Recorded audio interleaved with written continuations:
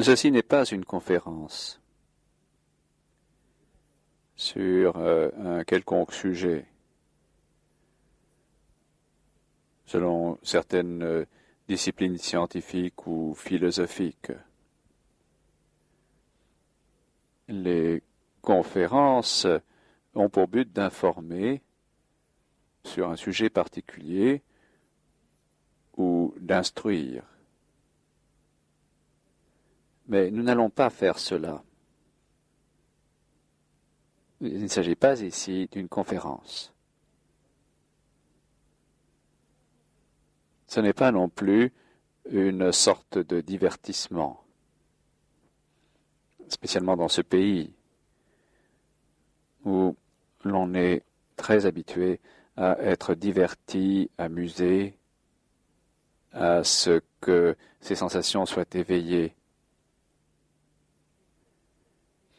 Plutôt, pendant ces causeries, aujourd'hui et demain matin, nous allons parler ensemble dans une conversation de toute notre existence, dès l'instant de notre naissance jusqu'à notre mort. Pendant cette période, qu'elle soit de 50 ans, ou de 90 ans, ou de 100 ans, nous traversons toutes sortes de problèmes et de difficultés.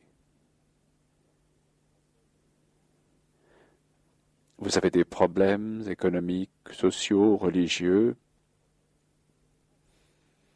des problèmes de relations personnelles, des problèmes d'accomplissement individuel, désirant découvrir ses racines à un endroit ou à un autre. Et nous avons d'innombrables blessures psychologiques, des peurs, des plaisirs, des sensations. Il y a également énormément de peur chez tous les êtres humains, énormément d'anxiété, d'incertitude, ainsi qu'une recherche du plaisir. Et également, tous les êtres humains qui vivent sur cette belle terre souffrent, éprouvent la douleur, la solitude. Et quelle est la place de la religion dans la vie moderne? Nous allons parler ensemble de tous ces problèmes cet après-midi et demain matin. Donc, comme nous l'avons dit, ceci n'est pas une conférence, c'est une conversation entre vous et l'orateur. Une conversation qui n'implique aucune conversion, ni une propagande, ni d'introduction de nouvelles théories, idées ou absurdités exotiques. Si vous le voulez bien, nous allons parler ensemble de nos problèmes comme le feraient deux amis. Bien que nous ne nous connaissions pas, nous allons parler, avoir une conversation. Ce qui est bien plus important que de subir une conférence ou que l'on nous dise ce qu'il faut faire ou ce à quoi il faut croire, et ainsi de suite. Au contraire, nous allons regarder ensemble ce que l'humanité a fait au monde et ce que nous nous sommes faits les uns aux autres. Ainsi, ceci n'est pas un divertissement, un voyage romantique ou sentimental. C'est non seulement important intellectuellement, mais plutôt nous faut-il explorer ensemble, rechercher ensemble. L'orateur n'est pas en train de se livrer à une quelconque propagande, ce serait trop terrible, ni de convertir qui que ce soit à une certaine ligne d'idées, ni à une certaine croyance. Nous allons donc entreprendre un très long, un très complexe voyage ensemble. Il vous incombe donc, de même qu'à l'orateur, que nous marchions ensemble, que nous cherchions ensemble, afin d'examiner le monde que nous avons créé. L'orateur exprime ce qui est en train de se passer objectivement, clairement, de façon totalement dépassionnée.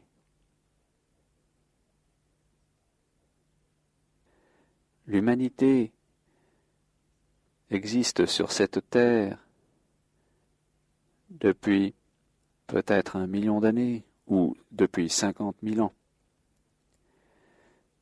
Nous avons vécu sur cette terre depuis bien des millénaires et pendant ces longues périodes de temps, l'humanité a souffert, a éprouvé le plaisir, la solitude, le désespoir, l'incertitude, la confusion. Et il y a eu des guerres. Non seulement des guerres sanglantes, physiques, mais encore des guerres psychologiques. Et l'humanité s'est demandé si la paix pouvait exister sur la terre. Pacem in terris, l'équivalent latin de paix sur la terre.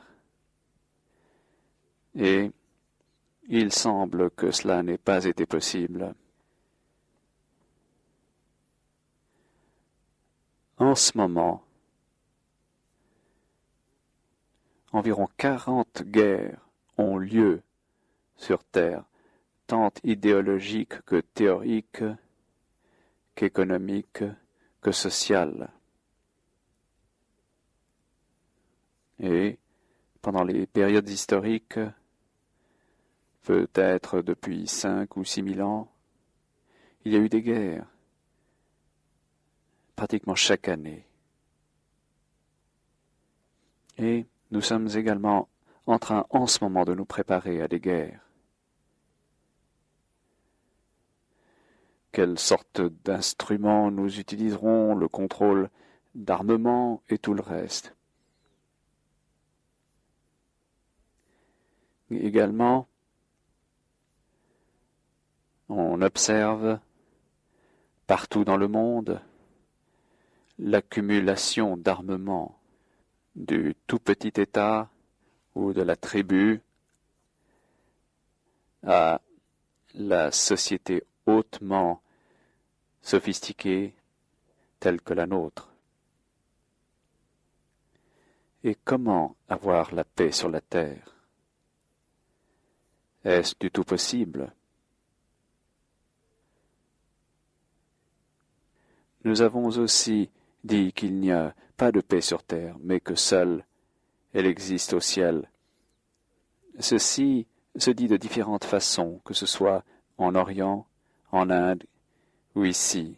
Les chrétiens ont tué plus que quiconque sur terre. Donc nous observons sans prendre parti. Ce sont des faits, des réalité.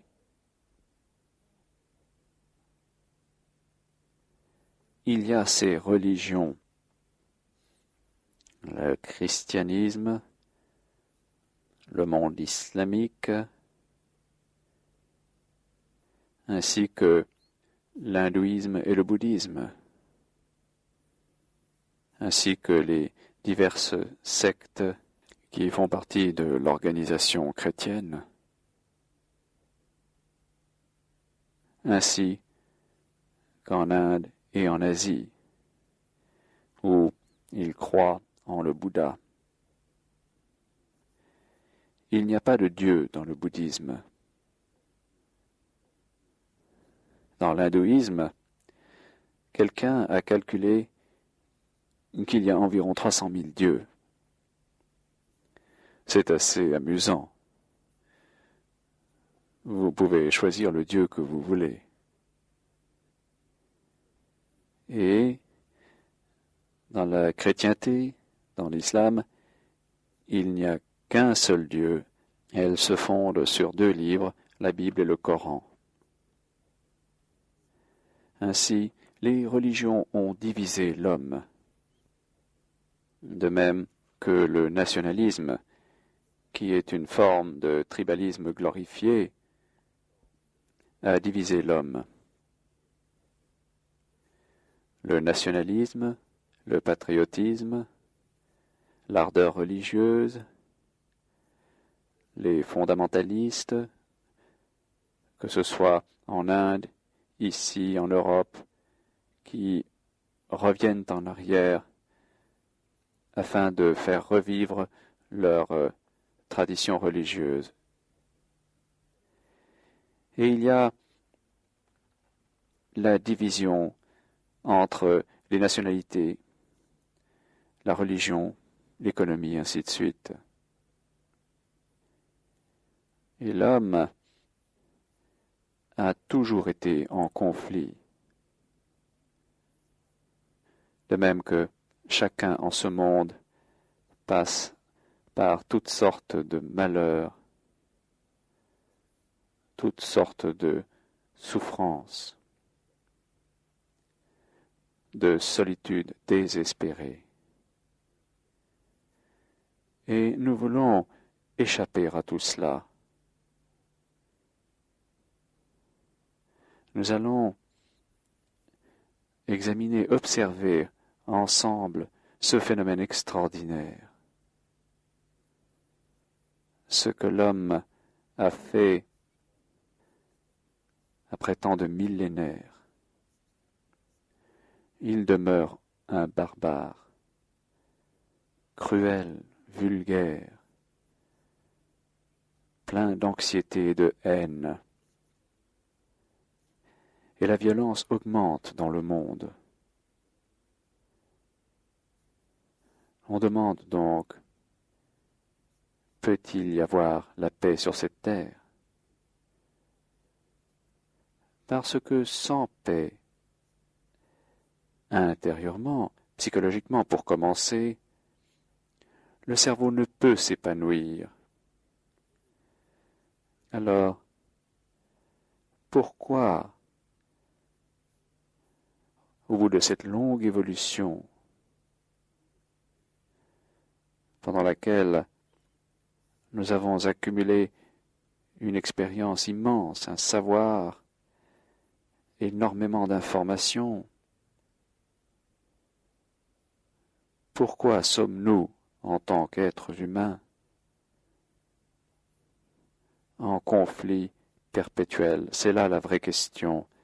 Parce que quand il n'y a pas de conflit, il y a la paix, tout naturellement.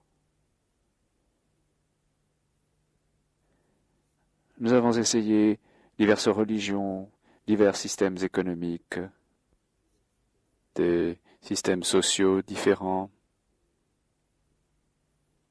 Et pourtant, nous vivons dans le conflit. Ce conflit en chacun de nous peut-il prendre fin complètement et non partiellement, non occasionnellement? c'est là une question très sérieuse. Elle exige une réponse sérieuse. Il ne s'agit pas de dire c'est possible ou ce n'est pas possible, mais il faut chercher au fond, très au fond de la question, afin de voir pourquoi les êtres humains, vous y compris, et peut-être même l'orateur, vivons en conflit perpétuel, dans les problèmes, dans les divisions. Pourquoi avons-nous divisé le monde en nationalités, en groupes religieux, avec leur comportement social et tout le reste?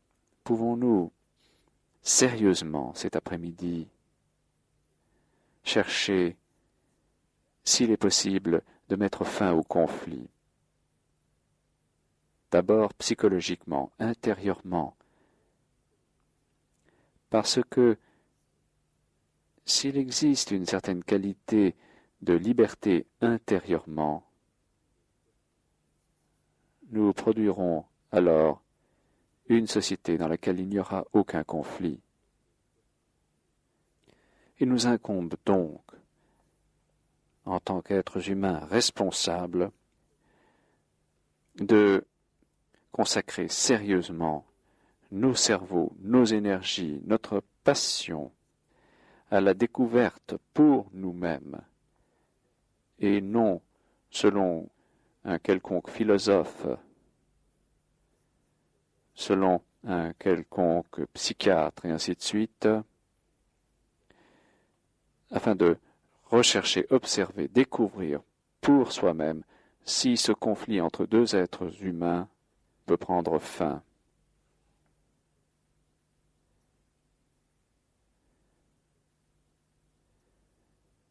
Qu'est-ce que le conflit?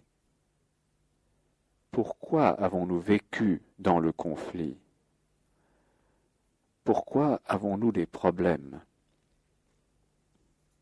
Qu'est-ce qu'un problème? Recherchez, s'il vous plaît, avec l'orateur.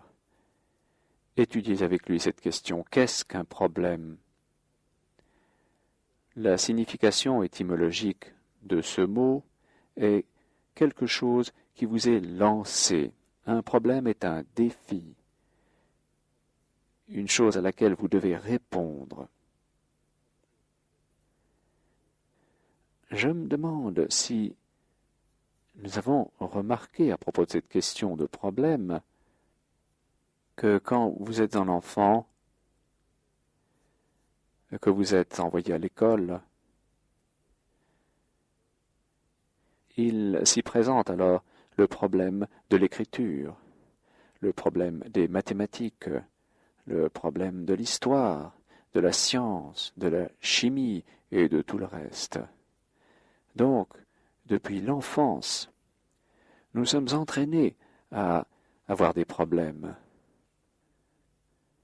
Ainsi, notre cerveau est conditionné, entraîné, éduqué à avoir des problèmes. Observez cela pour vous-même. Et, je vous prie, ne vous contentez pas d'écouter l'orateur. Ensemble, nous sommes en train d'étudier, d'approfondir les problèmes qui vous confrontent. Donc, depuis l'enfance, nous sommes entraînés, éduqués, conditionnés à avoir des problèmes. Et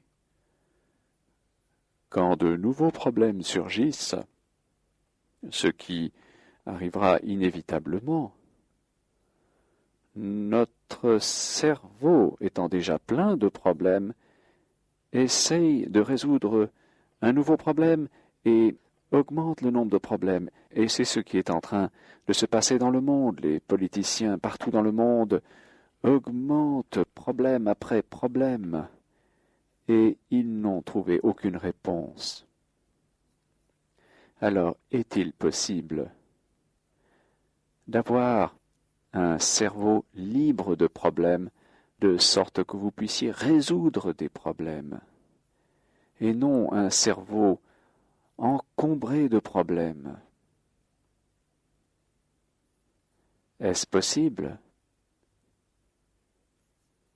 Si vous dites que ce n'est pas possible ou que c'est possible, vous avez stoppé votre recherche. Ce qui est important dans cette recherche, c'est qu'il faut avoir énormément de doutes, de scepticisme, sans jamais admettre quoi que ce soit selon les apparences ou selon votre plaisir ou la gratification que vous en tirerez. La vie est bien trop sérieuse.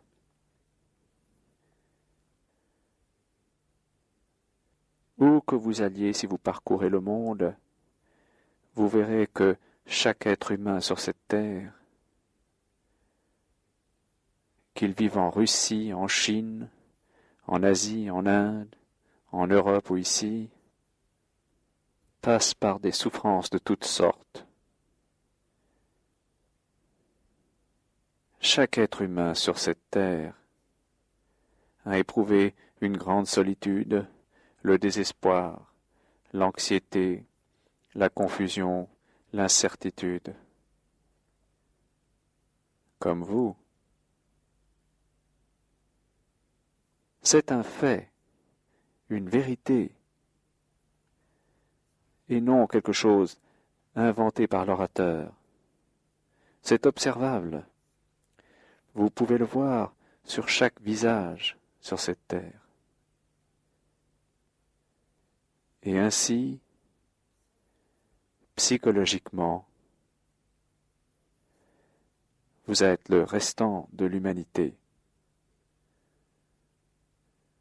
Vous pouvez être grand de taille, petit, noir ou blanc, ou de quelque couleur que ce soit, mais psychologiquement, vous êtes l'humanité.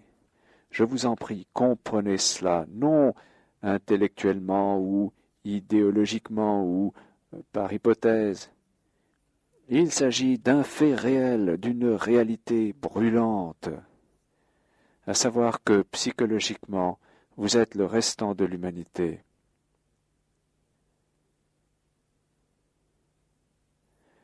Quand on prend conscience de cela, non pas de façon émotionnelle, non pas en tant que concept intellectuel, mais comme d'une chose réelle, vraie, alors vous ne tuerez pas un autre être humain. Vous ne tuerez jamais autrui, que ce soit verbalement ou intellectuellement, idéologiquement ou physiquement, parce qu'alors vous vous tuez vous-même.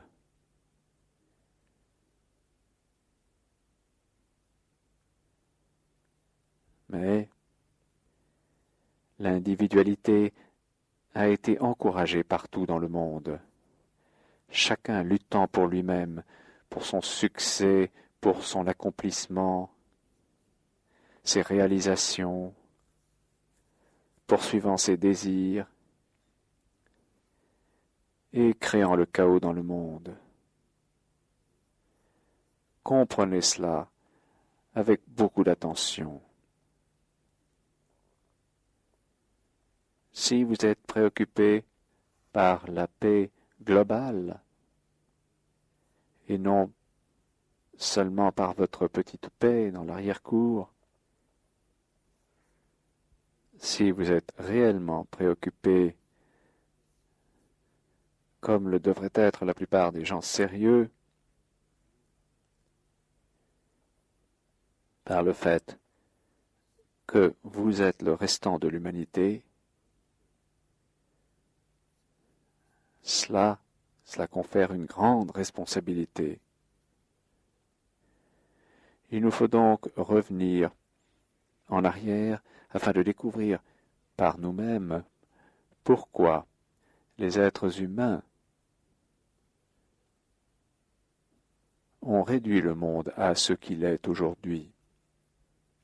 Quelle est la cause de tout cela? Pourquoi avons-nous fait un tel gâchis de tout ce que nous touchons, tant dans nos relations personnelles, entre hommes et femmes, entre chacun de nous? Pourquoi y a-t-il conflit entre les dieux, votre Dieu et celui de l'autre? Nous devons donc chercher ensemble, s'il est possible, de mettre fin au conflit. Sinon, nous n'aurons jamais de paix dans ce monde. Bien avant la chrétienté, il parlait de la paix sur la terre. Dans l'hindouisme, ils adoraient des arbres, des pierres, des animaux, la nature, le soleil. On considérait la terre en tant que mère devant être adorée, préservée, épargnée et non détruite comme nous le faisons maintenant. Donc, cherchons ensemble, et non que ce soit moi qui cherche et vous qui écoutiez superficiellement, étant d'accord ou en désaccord. Pourrions-nous cet après-midi écarter toute cette idée d'être d'accord ou en désaccord, de sorte que vous et moi puissions regarder les choses telles qu'elles sont, et non telles que vous pensez qu'elles sont, non selon votre idée ou concept de ce qu'elles sont, mais vous contenter de les regarder.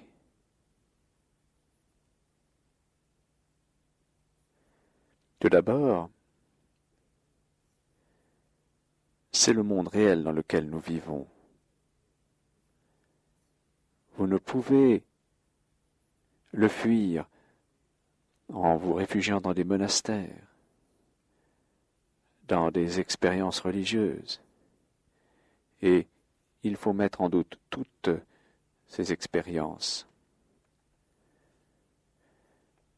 L'homme a tout fait sur terre, tout ce qui est possible, pour fuir la réalité de la vie quotidienne,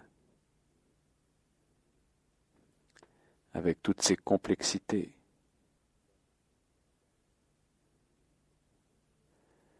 Pourquoi avons-nous le conflit dans la relation entre l'homme et la femme? Une division sexuelle, sensorielle. Et dans cette curieuse relation, l'homme poursuit sa propre ambition, ses propres désirs, son propre accomplissement, et la femme en fait autant. Je ne sais si vous avez remarqué tout cela par vous-même. Alors, comment peut-il exister une relation entre deux personnes quand chacune d'elles poursuit ses propres désirs, ambitions, besoins? Dans cette relation, du fait de cette division, il n'y a pas d'amour. Accrochez-vous bien à vos sièges. Ce mot, amour, est pollué. On a craché dessus, on l'a dégradé. Il est devenu simplement sensuel, relié au plaisir. Nous parlerons de cela un peu plus tard. Alors, comment peut-il exister une relation juste et vraie entre deux personnes quand chacune d'elles considère sa propre importance. L'intérêt pour soi est le commencement de la corruption, de la destruction.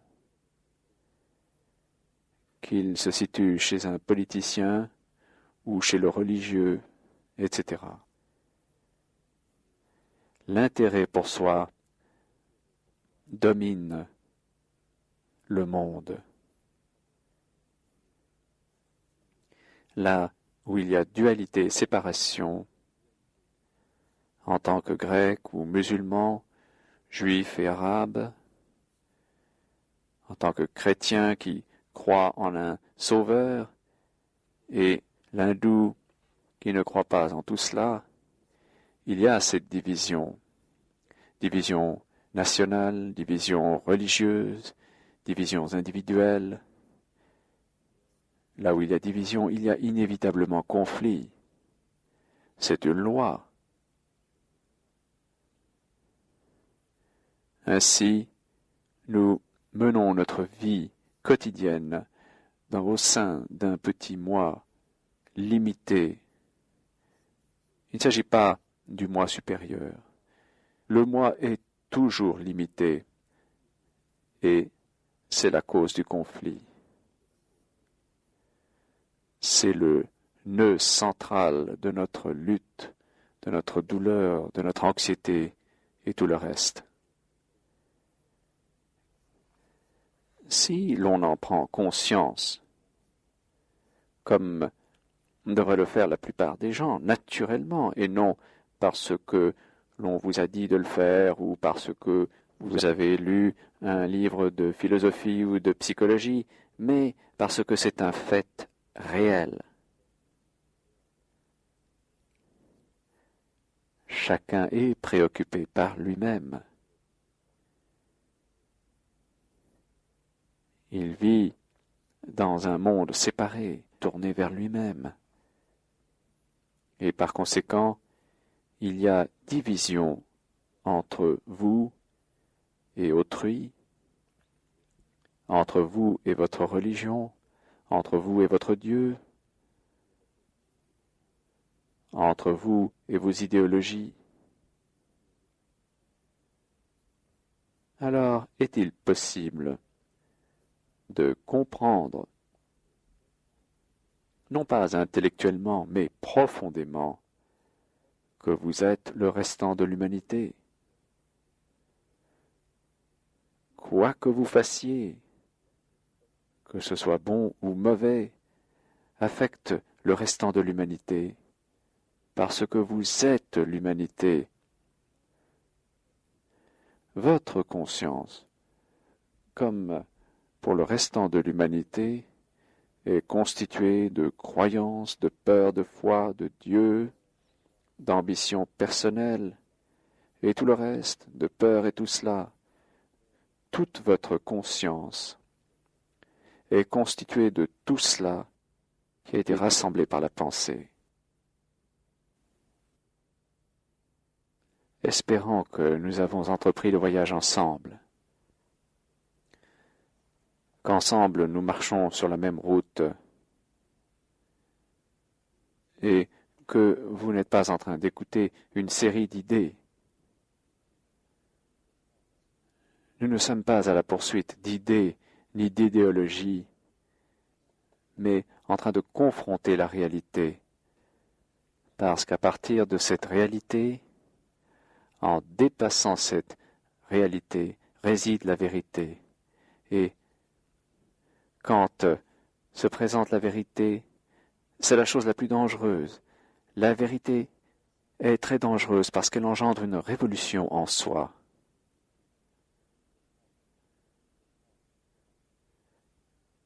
Nous devrions également voir pourquoi sommes-nous blessés psychologiquement depuis l'enfance. La plupart d'entre nous sommes blessés psychologiquement et on est soit conscient de cette blessure ou on ne l'est pas. mais il en découle beaucoup de nos problèmes. En tant qu'enfant, une réprimande, une chose brutale, violente, qui a été dite, nous blesse. Quand vous dites « nous sommes blessés », qui est blessé? Est-ce l'image que vous vous êtes faite de vous-même qui est blessée? Le psychisme? Je vous en prie. L'orateur n'a lu aucun des livres de psychologie, de philosophie ou de religion. Il est simplement en train de chercher avec vous. Le psychisme est le moi, et le moi est l'image que j'ai construite de moi-même. Cette image est blessée, et nous portons avec nous cette image tout au long de notre vie.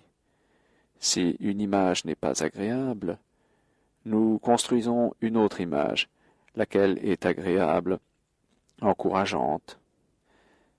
Elle vaut la peine, elle est signifiante. Elle donne une signification intellectuelle à notre vie. Ainsi, la blessure est engendrée dans l'image que l'on s'est construite de soi-même. Est-il possible de vivre en ce monde sans avoir la moindre image de qui que ce soit, y compris de Dieu? Aucune image de votre femme, de vos enfants, de votre mari, et ainsi de suite. N'avoir aucune image. Il est alors possible de n'être jamais blessé. Également, nous devrions voir attentivement s'il est possible d'être libéré de la peur.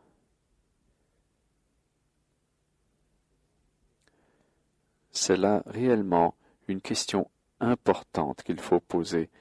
Non que je vous la pose, mais que vous la posiez à vous-même. À savoir s'il est possible, vivant dans une société moderne avec toute la brutalité, toutes les normes violences qui augmentent encore, s'il existe une liberté à l'égard de la peur, ce qui est totalement différent de l'analyse. Il s'agit simplement d'observer sans aucune déformation,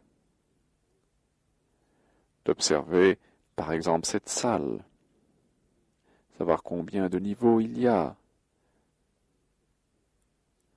d'observer les habits de votre voisin, son visage, voir comment il parle, d'observer simplement sans critiquer, sans évaluer, sans juger, mais observer un arbre, observer la lune et les eaux qui courent rapidement. Quand vous observez de la sorte, vous vous demandez alors, qu'est-ce que la beauté? On parle beaucoup de beauté dans les magazines, comment être beau, votre visage, vos cheveux, votre mine et tout le reste. Qu'est-ce alors que la beauté? La beauté réside-t-elle dans l'image, dans le tableau, dans une structure moderne étrange? La beauté réside-t-elle dans un poème? Réside-t-elle seulement dans le visage et le corps physique? Vous êtes-vous jamais posé cette question? Si vous êtes un artiste, un poète ou une personne littéraire, vous pouvez décrire quelque chose de très beau, peindre quelque chose de merveilleux, écrire un poème qui remue le fond de votre être. Alors qu'est-ce que la beauté? Quel rapport y a-t-il entre l'amour et la beauté? Qu'est-ce que la beauté? Réside-t-elle dans l'œil de celui qui l'éprouve? Avez-vous jamais remarqué? Donnez un joli jouet, un jouet compliqué à un enfant. Il est vilain, il crie. Et puis, quand vous lui donnez un jouet, il devient totalement absorbé par ce jouet. Le fait d'être absorbé par un poème, par un visage, par une image, le fait d'être absorbé ou d'être attiré par cela, cette absorption est-elle la beauté? Quand vous regardez une merveilleuse montagne coiffée de neige éternelle, la ligne qu'elle fait contre le ciel bleu, pendant un instant, l'immensité de cette montagne éloigne le moi avec tous mes problèmes, toute mon anxiété. La majesté de ces grands rochers, de ces vallées merveilleuses, de ces ruisseaux, je vois qu'à cet instant, le moi n'est pas. Ainsi, la montagne a éloigné le moi, comme le jouet a tranquillisé l'enfant. Donc cette montagne, ces ruisseaux, la profondeur des vallées bleues, dissipe pendant un instant tous vos problèmes, toutes vos vanités, anxiétés, et vous dites alors, comme c'est beau. Y a-t-il beauté où la beauté existe quand le moi n'est pas? Alors, il faut pour cela une grande méditation, une grande recherche, un énorme sentiment de discipline. Le mot discipline signifie le disciple qui apprend du maître. Apprendre et non discipliner, se conformer, imiter, s'adapter. Et ce sentiment intérieur d'austérité, de discipline est nécessaire. Nous devons donc chercher ensemble ce qu'est la peur. Qu'est-ce que la peur? Encore une fois, l'humanité a supporté la peur, n'ayant jamais été capable de la résoudre, jamais. Il y a diverses formes de peur. Vous pouvez avoir votre propre forme particulière de peur, peur de la mort, de Dieu, peur de votre femme, de votre mari, peur des politiciens, et Dieu sait combien de peurs afflige l'humanité, du diable et ainsi de suite. Qu'est-ce que la peur? Comment est-elle engendrée? Pourquoi l'homme, la femme? Pourquoi l'humanité a-t-elle accepté la peur comme un mode de vie? Pourquoi acceptez-vous la violence en tant que mode de vie, la violence à la télévision, la violence de la guerre, la violence de votre vie quotidienne? Pourquoi acceptons-nous la violence? La violence ultime est de se rendre dans une tuerie organisée que l'on appelle la guerre. La peur n'est-elle pas liée à la violence? L'étude de la peur, de la vérité de la peur, et non de l'idée de la peur, vous comprenez la différence. L'idée de la peur est différente de la réalité de la peur. D'accord? Alors, qu'est-ce que la peur? Comment a-t-elle surgi? Quel rapport y a-t-il entre la peur et le temps? On peut avoir peur de demain, ou de nombreux demain. La peur de ce qui s'est passé auparavant, dans le passé. La peur de ce qui a lieu effectivement en ce moment. La peur est-elle engendrée par le temps? Quelqu'un a fait quelque chose dans le passé, vous a fait mal, et le passé, c'est le temps. Le futur, c'est le temps. Le présent, c'est le temps. Alors nous demandons, le temps est-il un facteur central de la peur? La peur a de nombreuses branches, de nombreuses feuilles, mais il ne sert à rien de tailler les branches. Nous demandons, quelle est la racine de la peur? Vous avez inventé les dieux à partir de la peur, les sauveurs.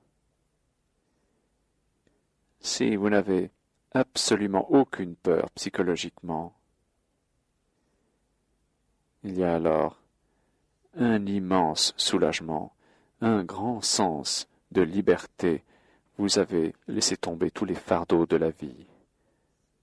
Donc nous devons nous pencher avec beaucoup de sérieux, attentivement, avec hésitation sur cette question.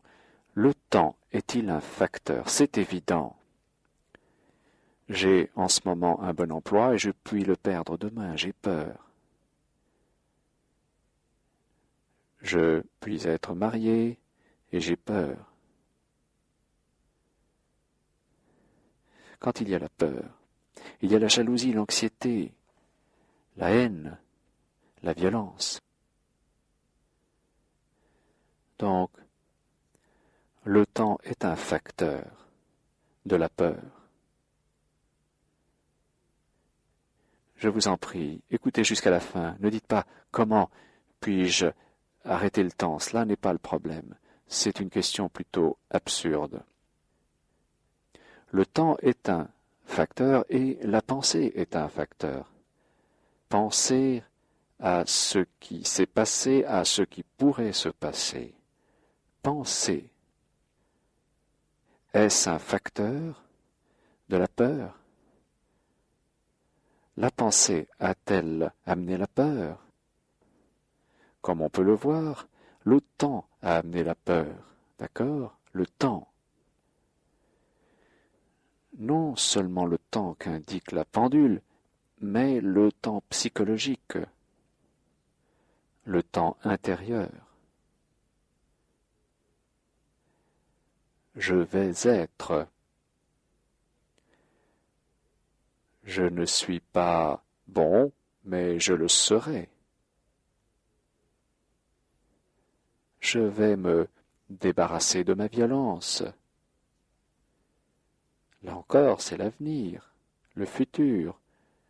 Ou bien, j'ai été violent, mais je ne le serai plus.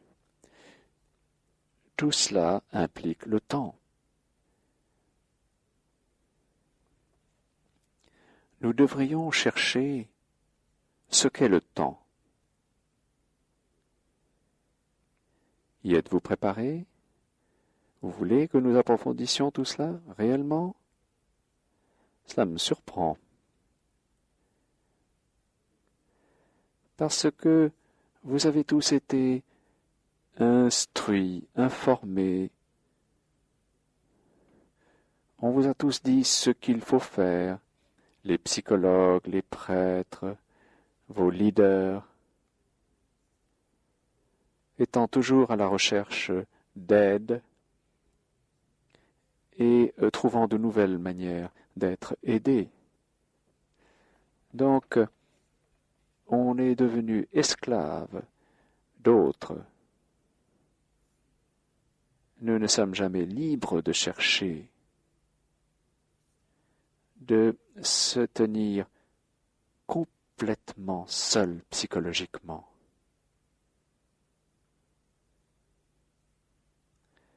Nous allons donc chercher ce qu'est le temps. Qu'est-ce que le temps? Mis à part l'horloge, le lever et le coucher du soleil, mis à part la lumière et l'obscurité, qu'est-ce que le temps? Je vous en prie, si l'on comprend réellement cela, la nature du temps intérieurement, on découvrira pour soi-même un sentiment extraordinaire de n'avoir aucun temps. Nous allons y venir. Le temps est le passé, le temps est le futur, et le temps est le présent.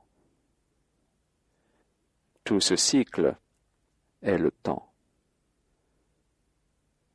Le passé, votre arrière-plan, ce que vous avez pensé, ce que vous avez vécu, votre expérience, votre conditionnement en tant que chrétien, hindou, bouddhiste et tout le reste, où vous avez écarté toute cette absurdité et dit « je vais vivre de cette façon », et c'est le passé. Donc le passé est le présent, d'accord? Sans le passé, vous ne seriez pas ici. Votre arrière-plan, votre conditionnement, votre cerveau qui a été programmé en tant que chrétien, hindou, bouddhiste et tout le reste. Nous avons été programmés pendant 2000 ans. Et les hindous pendant 3 ou 5000 ans. Comme un ordinateur, ils répètent, répètent, répètent. Donc, le passé est le présent. Ce que vous êtes maintenant est le résultat du passé.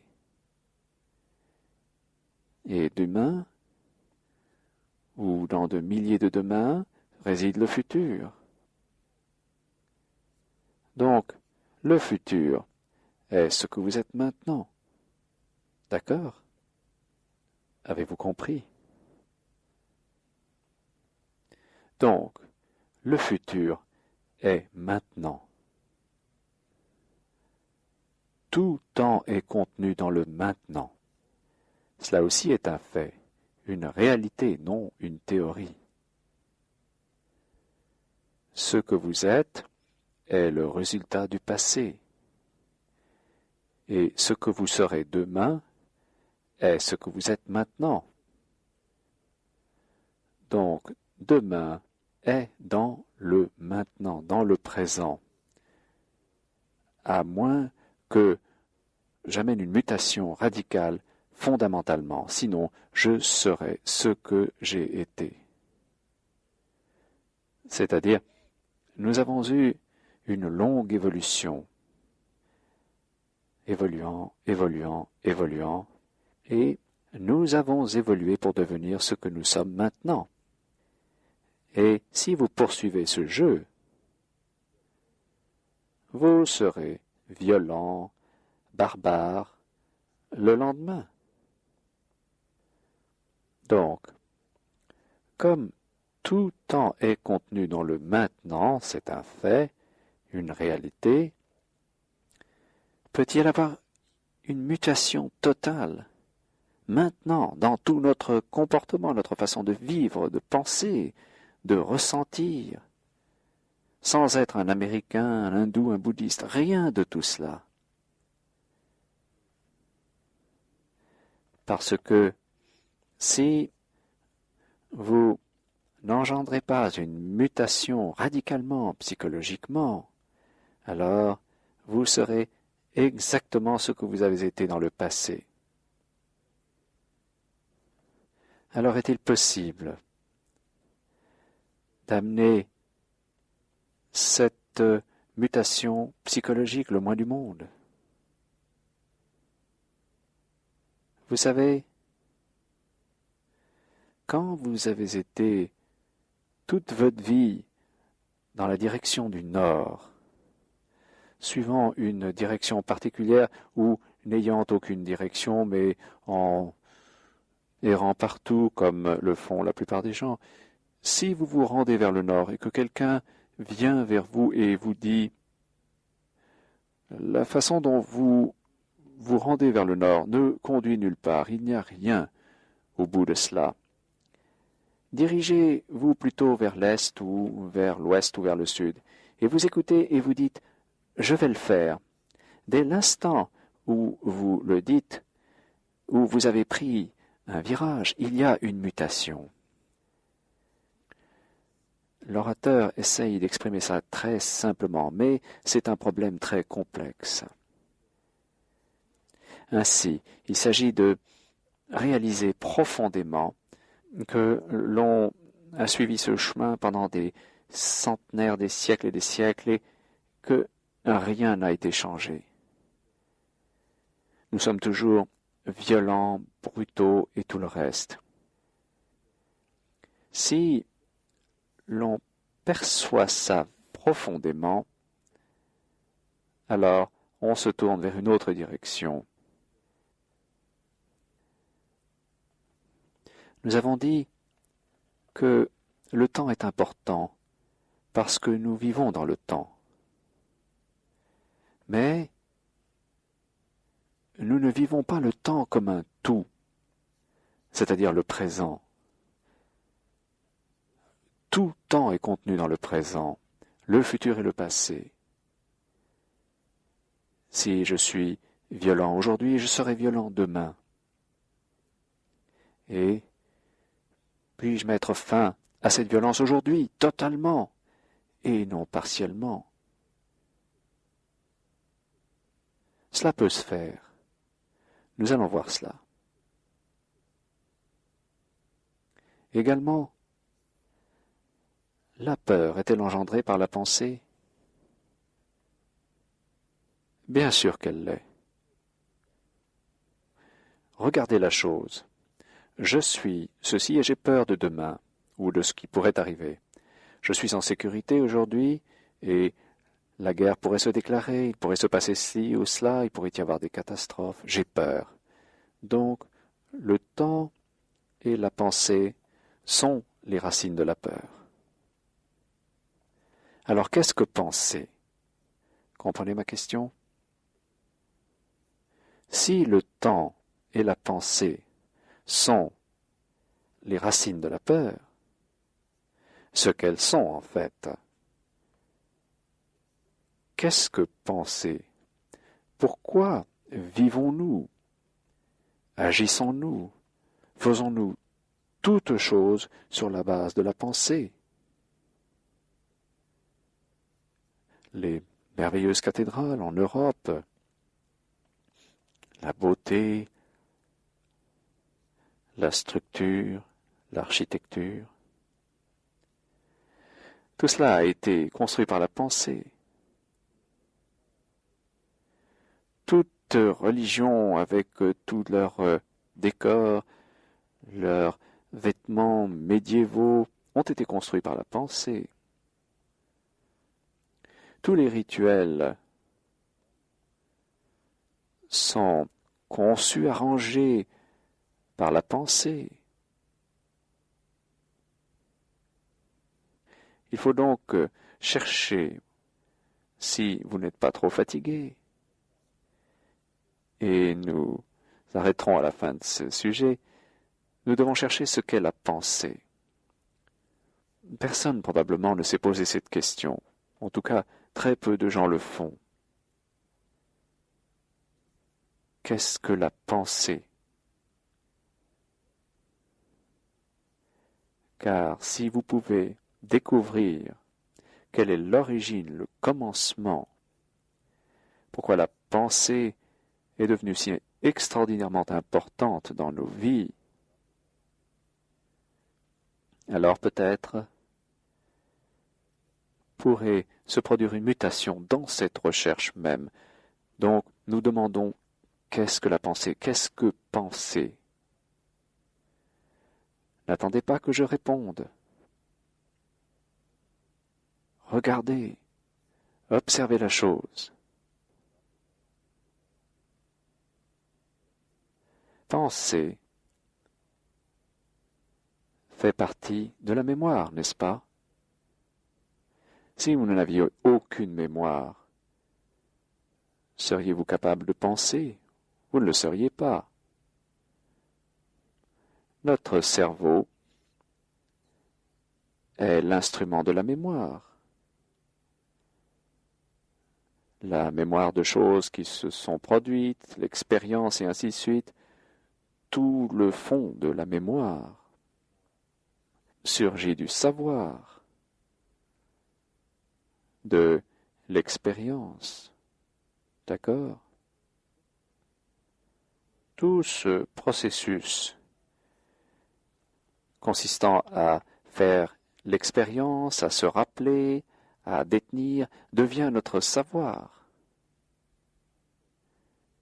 Donc, l'expérience est limitée, comme vous pouvez l'observer dans le monde scientifique ou ailleurs. Ils ajoutent toujours davantage chaque jour à leur savoir par l'expérience, par le fait d'expérimenter sur les animaux et toute cette horreur qui se poursuit. Et ce savoir est limité parce qu'ils y ajoutent toujours. Donc, la mémoire est limitée. Et à partir de cette mémoire, la pensée est limitée. Donc, la pensée, étant limitée, doit inévitablement amener le conflit. Voyez simplement le schéma de la chose, sans admettre ce que dit l'orateur. Cela, c'est absurde. Ce n'est pas une autorité, ce n'est pas un gourou, Dieu merci. Mais si nous pouvons observer ce fait ensemble, que la pensée et le temps sont la racine de la peur. Temps et pensée sont une seule et même chose, ce ne sont pas deux mouvements séparés.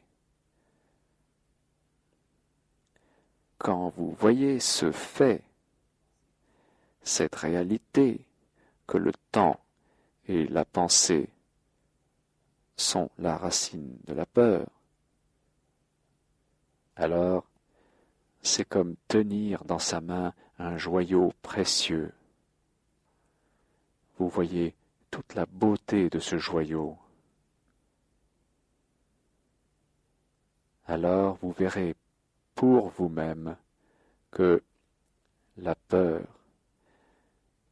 finit, prend fin totalement. Et quand il n'y a pas de peur, vous êtes libre. Et quand il y a cette liberté totale, pas besoin de Dieu, de rituel, vous êtes un homme libre.